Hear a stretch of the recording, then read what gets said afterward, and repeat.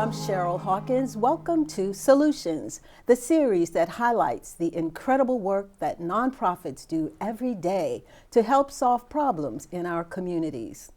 On this edition of Solutions, we're talking about food insecurity in Montgomery County and highlighting how the nonprofit organization Manna Food Center is providing solutions to that challenge.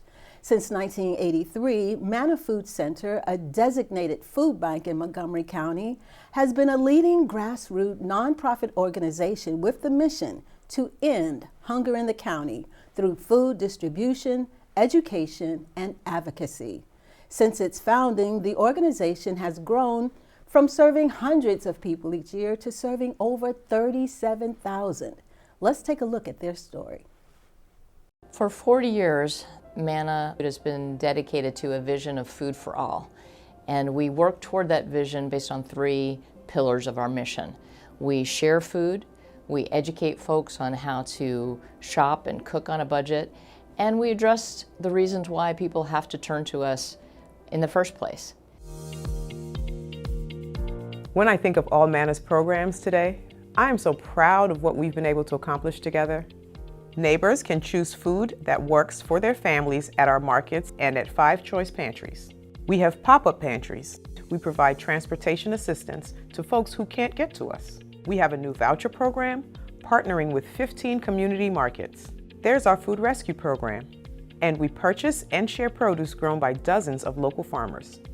We provide food to students and families at 53 MCPS elementary schools. We offer cooking classes, nutrition workshops, and one-on-one counseling. Our wonderful volunteer advocacy task force keeps food security in front of our elected officials. And then there's Breaking Bread, our monthly community conversation about food insecurity and what to do about it. Our programs have expanded and evolved so much over the decades. We are connecting people through strategic partnerships with health and housing and other opportunities. We are evolving our thinking so that we're moving from a mindset of charity to justice. We couldn't do any of this without our stellar staff that make our work possible. I want to thank everybody who's been part of this 40 years and who's going to help set the stage for the next. We're going to do this with the community, our participants, our donors, our partners, our volunteers, and of course our staff. I look forward to joining you in the years ahead.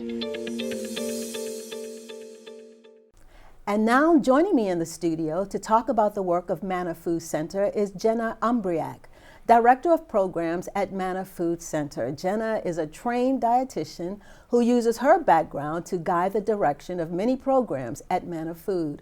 Jenna, welcome to Solutions. Thank you so much for having me, Cheryl. Thank you for being here. Now, Manna Food is celebrating 4 years of serving residents in Montgomery County. Tell us how that all got started. Yeah, so it was about 40 years ago, 4 decades ago in the early 80s. The economy at that time was in a downturn, and local government officials and faith-based organizations and community members were looking for a way to respond to that and be helpful to their neighbors. And they wanted to create an organization that would really be focused on this issue of food security and food access. And so in 1983, they birthed Manna Food Center, and we've been trying to live out that mission that you stated a few minutes ago of eliminating hunger in Montgomery County through those 3 stools of food distribution, education, and advocacy ever since. So Montgomery County is a wealthy county, and there's an abundance of food for people in a wealthy county. Mm-hmm. So why is it that there is this problem in Montgomery County? Talk about the problem a little bit. Sure, yes. I think even now, even though Montgomery County has changed so much over the last 2 decades, it is still surprising to some people that there are residents of the county who don't know where their next meal might come from. And at the heart of it, I mean, it's a complicated issue, but it is a symptom of greater inequities that exist not only in Montgomery County, but across the country. And it is an economic issue. In Montgomery County, I think maybe the easiest way to explain it is to talk about a concept called the self-sufficiency standard. And this is a measure, it's put out by a third-party group, a research group out of the University of Washington. And it's just a measure of how much it actually costs to live in this area.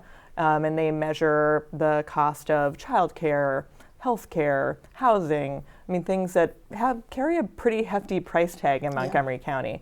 And the issue is that people's wages, the amount of money a household makes, just doesn't keep up with that in most cases. And the other important point, I think, around that concept is many of the supports we think about when trying to address food insecurity, like the SNAP program or Supplemental Nutrition Assistance Program or free and reduced meals, they usually carry an eligibility income that is much lower than the self-sufficiency standard. Okay. So you end up having a lot of households who make more than the eligibility requirement for those supports, but still less than what they need to really thrive in our expensive area. Yeah, and every day the economy is getting it's getting a little tough for everybody, really. Exactly. In terms, you go to the grocery stores now, and the prices are really up there. So I can really understand. Exactly. I think recently the residents of the county, and again across the nation, have been struck with sort of this perfect storm where we are still seeing the economic impacts of the COVID pandemic on many, many households. The federal government responded very effectively after the height of the pandemic with an increase in those SNAP benefits that I talked about a few seconds ago. And that was really helping a lot of people. We saw our demand really decrease from where it was at the height of COVID. But then those supports were pulled out from underneath households in March of this year. And that was around the time we started hearing about inflation as well. So unfortunately, those multiple factors at once, I think, have really hurt a lot of households. Yeah, and there are a lot of nonprofits throughout the country that provide food assistance to people who are experiencing food insecurity. So what is it about what you all do at Manna Food Center that's different from everybody else? You're right, that we really are privileged to live in a county where so many people care about helping each other out. I think by most accounts there are, between 70 and 80 organizations that are doing something related to food. I think what makes Manna stand out are two things. One is one of our three core values is collaboration and partnership. It's rare that we do anything at Manna without thinking about how we can co-create that with community members or our peer organizations, and that creates programs that are better and more impactful than what we could do alone. And the other thing that I think makes Manna unique is that we have a healthy criticism of our work and awareness of the limitations of sharing food. We know it's important and we really take it seriously, the types of food we provide and how we provide it. But we also understand that that alone is not going to address the root causes of why people have to turn to us in the first place. So we do spend a lot of time thinking about how to address those systemic issues through our advocacy, through our education, and to draw other people in the community into those conversations so that we really get to deep and more sustained solutions. You seem so passionate about what you're doing. I love it. So what about you? What's your story? You're a registered dietitian. First, what is a dietitian? Sure. And then how do you bring your knowledge to Manna Food? Yeah, well, a registered dietitian is a nutrition professional. So dietitians have to go through now a master's degree program in nutrition or a related field, and then go through 1,200 hours of practicum experience in that area in food safety, community nutrition, clinical nutrition. So you maybe have often encountered a dietitian in a hospital. And then we sit for a national board exam, much like medical students do. So it is pretty rigorous. I got into that field because I wanted to address this problem of inequitable food access. I really wanted to make sure that healthy food was available to everyone, no matter their zip code or their background, how they grew up. And so I was lucky at the end of my internship, I encountered Manna through a small organization that was actually collecting food scraps from Manna and composting them. So met the executive director at the time, and they had just gotten some funds to hire their first nutrition educator. So even then, 12 years ago, Manna was thinking about how do we help people make that connection between food and health. And so that's how I started. That was the initial job that I got. Going out into the community, doing cooking demonstrations, talking about how to utilize the food that we provide in the most healthful ways. Okay. And over the years, it sort of feels like a tumbleweed or a snowball. Like programs just kept on being added to, and the team kept growing. And now, 12 years later, I get to lead this really robust team working on the issue from lots of different angles. Wow. So I know that the pyramid is no longer the standard for determining how we should eat healthy. What's the standard today? That's right. What are we using to say this is what you should eat? Yeah, well, at some point, the researchers who work on this figured out that people don't eat off of pyramids. We eat off of plates. And so they came up with what is, I think, a much more practical tool. It's called My Plate, or the Healthy Plate. And so it takes the plate and divides it into sections based on what portion of your meal should be fruits and vegetables versus carbohydrates and proteins. It makes for, I think, a much more useful guide. Yeah, that's good. I have a challenge with that because, when they talk about carbohydrates, it seems like everything is a carbohydrate. So I get really confused. That's true. On that. Yeah, it's true that even though the general guidelines around healthy eating haven't changed that much over the last 70 years or so, like eat fruits and vegetables as much as you can. Right. Limit your intake of saturated fat and sodium and added sugar. It's like if you do that, if you follow that kind of rule of thumb, you're pretty good. All right. Now, that doesn't necessarily work if you have some sort of particular condition. Then, of course, the nutrition advice becomes much more individualized.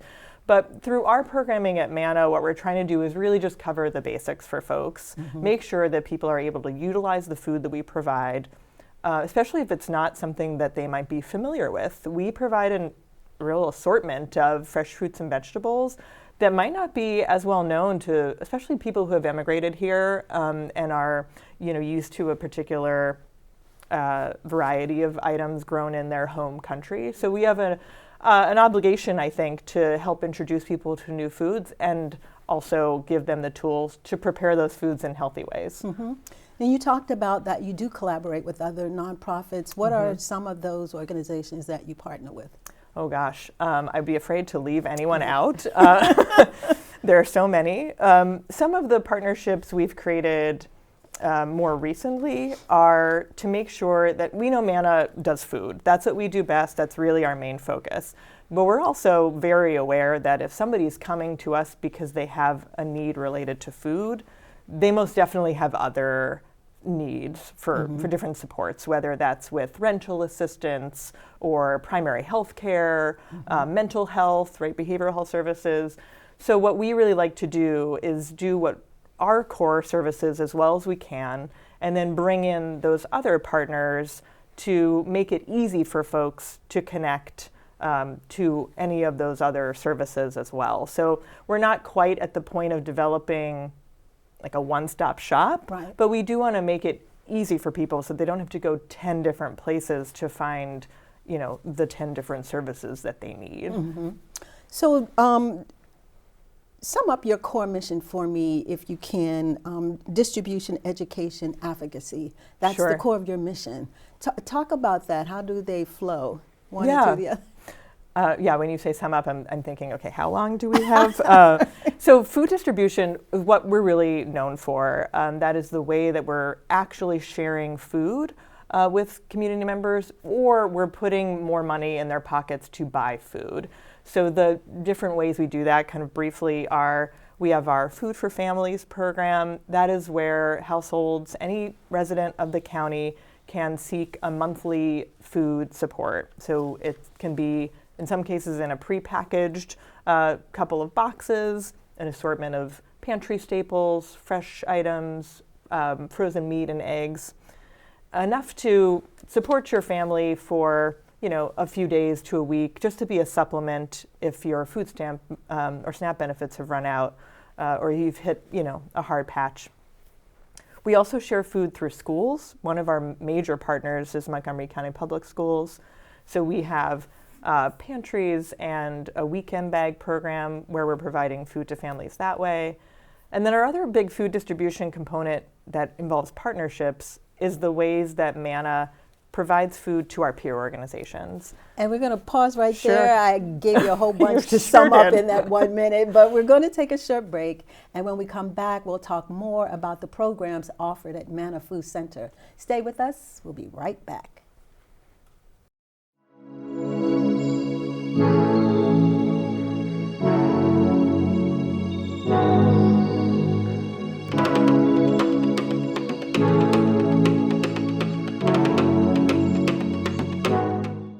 There was an old woman who lived in a shoe. She had so many children, she didn't know what to do.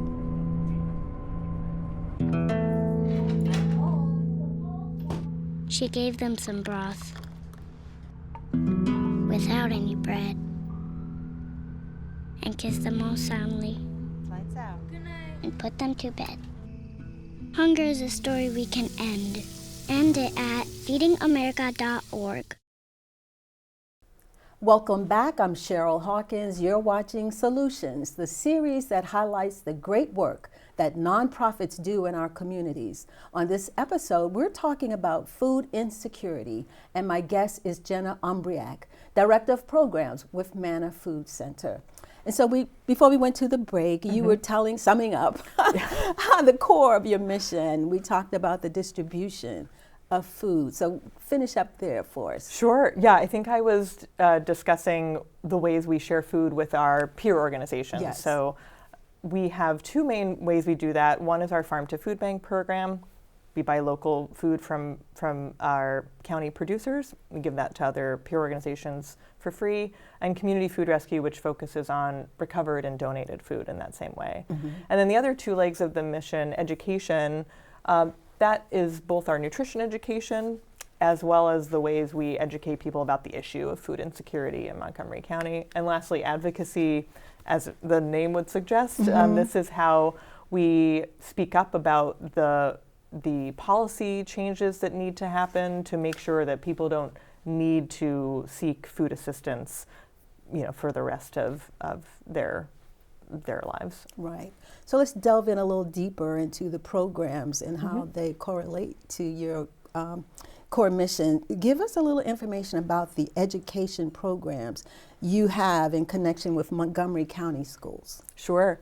The education programs largely focus on youth. We want to foster healthy eating at a young age. I think kids can really play a role as health ambassadors in their families, going home with the excitement that they want their parent to buy cauliflower that they got to taste today. That is a good way to, I think, influence the shopping habits of the adults in the household. The kind of main way we do this is through a tool we call Manny. It's our retrofitted school bus. It's retrofitted with a teaching kitchen.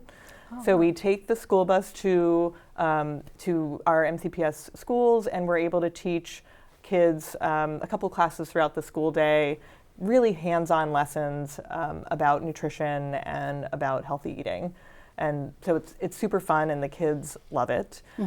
We also do education in a more indirect way, in the way we weave it into those food distribution programs that I mentioned. So if you come to our market in Silver Spring, for instance, to shop, while you're waiting for your turn to go through, you'll be greeted with some educational videos. So we have cooking demos that we've recorded. And so it might be featuring a food that you're bound to see in the market that day. So it can be a form of, inspiration. Try this new food you haven't had. Here's a new way to prepare it. Nice. And so the markets that you have, how many distribution outlets do you have in Montgomery County? We have 9 public sites, and then we have about 12 sites that are resident specific. So these are apartment buildings, mostly senior subsidized housing, where we're either dropping off food or a community partner is picking up that food and taking it there. The 9 public sites are throughout the eastern part of the county, up the 270 corridor, as far north as Germantown. And those are available to any resident of the county who has a need for food assistance. And I was looking on the website and I saw some video. Those sites it's just like going to a grocery store. It's not like, you know what I'm saying? I was surprised. So you get to go shopping for yourself in these centers or distribution sites. So is there a limit to, if you go shopping there, how much you can get at a time? Yes, yeah. And so you're mentioning not like us who overspend when we get to the grocery store and go, what?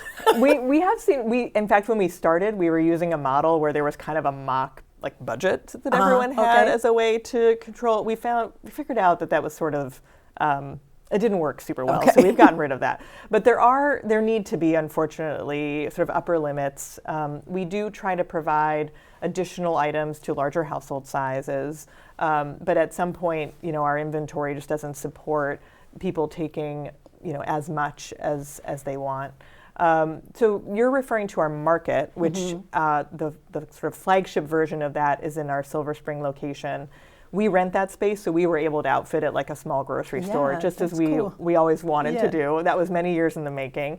Our other sites are a mix, so we will do what we call a choice location, like that market. We'll bring the food in. We don't necessarily own or rent the space, so we've got to bring everything in and then take everything out. Oh, wow. So we'll bring a variety of items for people to choose from in crates, and then people can just kind of choose as they go. But we found out also during the pandemic that some people just prefer the convenience of driving up, grabbing a pre-packed assortment of items, and then driving out. And so choice has taken on the meaning of not only that market style that you just mentioned, but also I get to choose how I get my food. Right. That is cool. And so you have programs for adults, classes for adults too that you offer? Our nutrition education classes? We do like to have the classes for the kids and then classes for parent groups at the same school. So we're kind of hitting the family from both directions, making sure that conversation happens. At this time, that's really the main way that we're interacting with adults. So talk about the farm to food bank. How does that work? Where are the farms? I love to talk about this program. It's my favorite one. Well, I say that because to me, the Farm to Food Bank program is a real key way that we are trying to promote Manna's vision, which is a county where all people at all times have access to safe, sufficient, nutritious food. So food security for all. And I think one way we do that is by investing in our local food system. We saw during the pandemic the inadequacies of our global food system. It failed in many places. You were seeing things be sold out on the grocery store shelf. And it taught us that we really need to have a resilient local food system that can be there for us when we have these crises. And so we've had the Farm to Food Bank program for many years in one way, shape, or form. The pandemic actually allowed us, through additional funds, to expand it to now we're working with about 30 farmers, all based in Montgomery County. Wow. And how it works is we have a product list and a price list, and farmers make offers throughout the growing season. So they'll say, I've got 300 pounds of cauliflower to offer this week. Our team will look at that based on other offers and our budget, and we'll buy that up. And then we will match that food with one of our peer organizations, or we'll use it in our own food distribution programs. And so the food assistance providers in Montgomery County are getting that for free, but it is supporting the farmers with a fair wage for the items that they're growing. That is nice. Very nice. I agree. There is a large immigrant population in Montgomery County. Do you have any special programs that support them? We do, and we do because we know that immigrants in particular might be less likely to reach out to Manna for support, whether that's because of a language barrier or fear around immigration status or cultural stigma. So we have partnered with smaller, more grassroots organizations that are in most cases led by or they're embedded in the communities that we're trying to reach. And so that creates a more trusted messenger that can say, I can help you get connected to Manna's resources. I know Manna, I know the people that work there, you can trust them. They will not ask you about your immigration status. And so it creates a safe entry point for the immigrant families in our community. So that's the main way that we try to reach out to that community. And I think the other way that I'll just mention is really about how we try to address the sheer diversity in Montgomery County by first providing as diverse an inventory as we can. There are limitations to that. We are not a grocery store. We're not Global Foods or Mega Mart. So we created a voucher program where households that get food from us can, in some cases, get an additional voucher they can take to their local Ethiopian or Vietnamese market and buy those staples that are specific to their culture. Probably got time for these last two questions. So two questions. One, how large is your staff? It seems like you're doing a lot. How large is your staff? What do they do? And how are you funded? Sure. The entire staff at Manna is just under 50 employees, so we're nearly hitting that 50 mark. It's so much larger than it was when I started 12 years ago. And yet we could be larger based on all the things that we do. And the way that we're funded, I'm really proud of the fact that Manna is still very largely funded by the community. So about 40% of our funding comes from individual donations. And then another very large portion comes from the generosity of the county government through contracts we have with them. And then a smaller amount through foundations and corporate sponsorships. But we're really buoyed by the support of the Montgomery County community. And you have volunteers that we work sure with do. Yes. So our volunteers add anywhere between 25 and 35 full-time equivalents to our work. Couldn't do what we do without volunteers. There's many great ways to volunteer. Check out our website. Fantastic. And finally, one of the aspects of your mission is advocacy. Talk about that a little bit more. How do you activate that? Yeah, I would say the main way is through our advocacy task force. So we have a group of people, some of whom kind of do advocacy around these issues for a living, and others are people that have expertise because they have actually lived the issues that we're trying to advocate around. And they help construct our legislative agenda, and they help us put on advocacy events like what we'll do in January for MLK Day. Fantastic. Jenna, thank you so much for being here. You shared so much. It was such a pleasure. You do great work there. Thank you for having us. I'd like to thank my guest, Jenna Umbriac, Director of Programs at Manna Food Center, for being on this episode of Solutions. If you'd like more information about Manna Food Center or want to know how you can help, you can visit their website at mannafood.org. You can email them at info@mannafood.org, or you can call them at 301-424-1130. I'm Cheryl Hawkins. Thanks for watching, and I'll see you next time for more Solutions.